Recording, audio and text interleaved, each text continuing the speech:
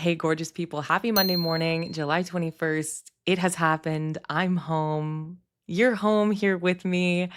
Welcome back. And what a moment to be back for this Leo stellium than to be here talking to you guys about the astrology of this week, which is a pretty big, beautiful, stark, calcifying new moon in early Leo opposite Pluto. We're going to get into all of that. But first, you know, I love to live through the comments and the astrology of the week prior. One of my favorite comments from this week was on last week's First Light, where Pi Wackett says, Gemini rising, waiting on spine surgery in August. When you played the creaking oak sounds, I almost died laughing. It's spot on the soundtrack of my body right now. I needed to laugh so badly it broke through the pain. Love your energy. Look forward to Mondays with you every week. Well, thank you, Pi Wackett 42. I am glad that you got a laugh out of that. I swear to you, as a Saturn ruled individual, every year my bones sound more and more like that oak tree as well. And I'm glad that it can make you laugh. Thanks for being here. Thank you for these videos. Always this very raw and honest insight I don't hear from other astrologers. Thank you so much, C. Morgan. I really appreciate comments like this because my most honest work in astrology and in my life involves walking a razor's edge between having an optimistic heart and a true belief that things can and do get better for people, but wanting to tell people the honest truth, unflinching, no sugarcoating. So hearing from you guys that my work resonates really means a lot. Thanks, C. Morgan. I also got a lot of comments about my manic, traveling, wandering, fun, Uranus-in-Gemini travel videos while I was in New York. A lot of people saying, there's magic in your eye, there's sparkle in your eye. Yeah, I know. I love New York for a reason, and New York really loves me back. I'm determined to keep that spirit alive. And so you might see maybe once a month me filming a video from the wild at sunrise, sharing with you a little more of my non-curated self since you asked so nicely. I got so many awesome comments on my last video of people giving me their rising sign or their Leo house and the location of their sun. And I'm going to be honest with you, I had an incredible time surfing through those comments and giving everybody their little dewdrop intuitive horoscopes. It was really fun. If I replied to your comment, please make sure to come back and let me know if what I said was tracking for you or felt spot on. And just generally let me know how this Mercury retrograde is playing out. For me, it's been a little spicy one, but these things often play out when Mercury is involved with some trickery and fun. So there's been a lot of that too. This week, I was supposed to come home on Monday, but our flight was canceled in comical fashion, but in a way that also meant that the airlines were going to be refunding us the entire cost of the trip and then paying for us to stay in New York for 2 more days. So Mercury had me stuck in New York. What a chore for 2 airline funded days. I ended up taking a really cute little side adventure, going out one night by myself while my partner and my baby were asleep, and wandering into one of those quintessential New York places where I had a burger and a whiskey sour and whiled away a few hours talking to some incredibly lovely bartenders. It was really beautiful, and it was definitely what I needed. In other Mercury retrograde news, a project I've been involved with for a long time that actually had to be paused for budget reasons has come back around and is alive again. And I share that just because people get so scared about Mercury retrogrades, but sometimes really awesome stuff can come back around to you during a Mercury retrograde.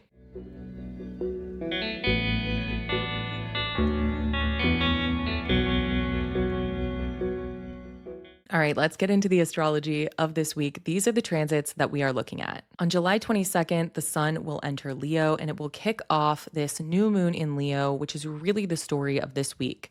That new moon in Leo happens on July 24th, and these other transits sort of occur under its umbrella. So on the 23rd, we have Venus in Gemini squaring Mars in Virgo conjunct the South Node.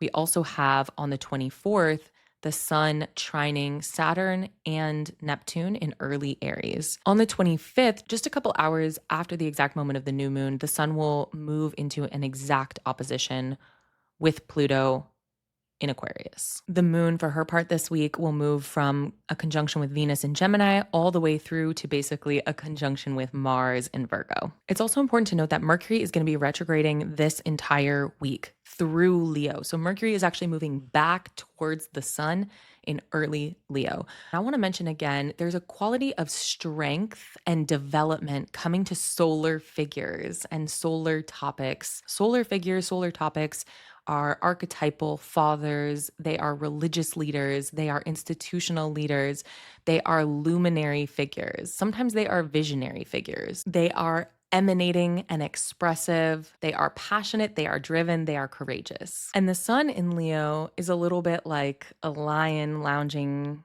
in a sunbeam on a warm rock. But there is a special fuck off quality to what's going on here that is coming from Saturn and Neptune in Aries trining the sun during all of this. Saturn in Aries can carry a real outsider quality to it, something we've talked about on this show, particularly in my interview with Hugh Tran about Saturn in Aries. That is always worth a revisit. But it really feels like Saturn and Neptune together, the closest they're going to come this year, are dissolving some things for us. They are asking us about that scrim, that suspension of disbelief that we have talked about with Saturn and Neptune. So right here together, Saturn and Neptune in early Aries, the sign of the sun's exaltation, really feel to me like a little devil on the shoulder leaning into your ear and whispering, "You know who you are.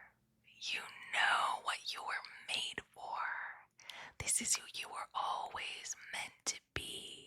It's kind of reminding me of the Kylo Ren storyline from the more recent Star Wars series. Now, I'm not a Star Wars fan, but I'm definitely a Kylo Ren fan. Take from that what you need to. But I think his storyline is really helpful because you don't really realize until the end of it who it truly is that he was meant to be. But we have this developing sense of the entire movie that he is part of an unfolding process of delving into who he truly is beneath many different competing layers of narrative and fate. Not totally going to spoil these movies, even though they've been out for several years at this point, but we don't really get a sense until the very end of the film what path he really is going to walk and what actually feels like him.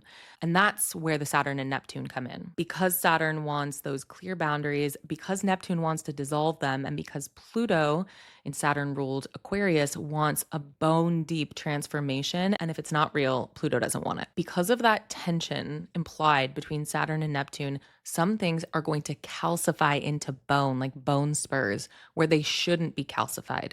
And some things are going to liquefy, like putrefaction, where they really shouldn't be liquefied. Mercury is actually our ally in this. I feel quite strongly that Mercury can have a playful spirit, even in a courageous fixed sign like Leo. Maybe lean into that Mercury retrograde in the Leo part of your chart and see where you might bring some creative thinking, some trickster energy, some in on the joke energy, some breaking the fourth wall, or playing with this idea of the suspension of disbelief. Now, in a broader way, this new moon in Leo opposing Pluto in Aquarius really feels like one of the first signals, now that Pluto is fully into Aquarius, an opportunity to shift our thinking about our identities and ourselves in relation to what the collective is asking. I'm going to share a little bit of a vulnerable example from my own life and how I'm thinking about this. Now, Leo rules my 8th house of deep karmic entanglements, and I have a stellium there. So a lot of my life has been defined relationally. And I've been thinking lately about how couched, how veiled, how roundabout, how sidestepping I truly feel I have to be about asking for the things that I want. And it's led me to some important realizations about some foundational years and ways that I was punished for wanting things, or that I was punished for my desires, or otherwise scared out of unflinchingly voicing them. For me, this Mercury retrograde and this strengthening of the solar figure is really one of those calcifying moments where it's like the straightness of my spine is coming back into being, and I'm instigating myself into relearning that my own wishes and desires for my life are not some tortured subplot, they are the main plot. And that having to ask for something that I want doesn't actually make it less meaningful.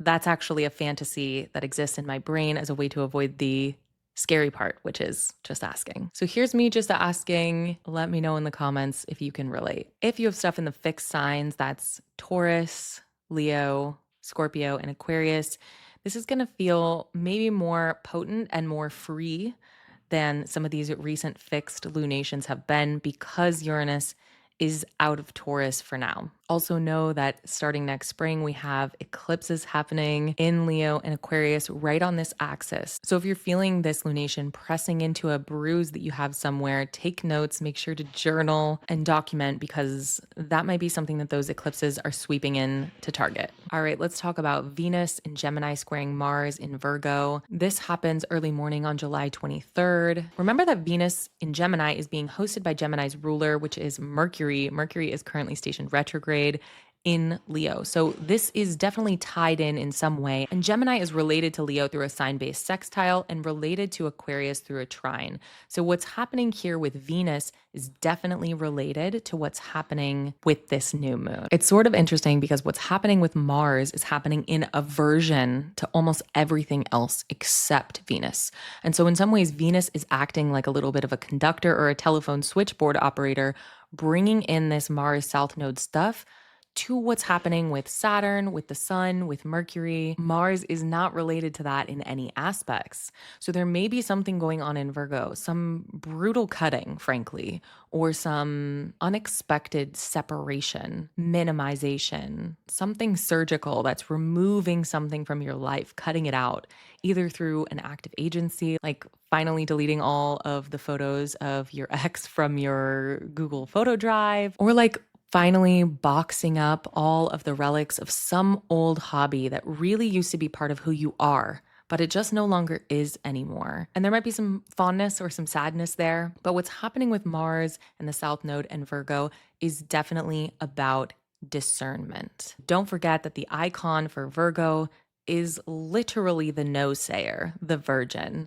She knows who she wants in her body and who she doesn't. Mars in the South Node know what belongs in your body and in your energy field and what doesn't. And so even though there may be some incoherent no or some cutting going on in your life, try to look for the ways that it is related. Specifically through this square with Venus in Gemini, it might be more clear how the events of this week and how these seemingly disparate parts of your life are kind of tied together. All right, beautiful people, we have reached the time in the show where we talk about how I, as a pagan, animist, astrologer, human being, am going to be using the astrology of this week. I've been doing kind of an insane amount of self-development and writing and journaling throughout this past month. It has really felt like I got on a spaceship and the spaceship was like, are you ready to fly at light speed past all of your limiting beliefs and hangups and trauma imprints from your childhood? Like it's been crazy. I wrote over 100,000 words in my 2 weeks in New York. I'm determined a little bit this week to organize and make sense of them. Some things will liquefy, some things will calcify, but I'm determined not to leave this as a writhing, sweaty mess of 100,000 frenetic words.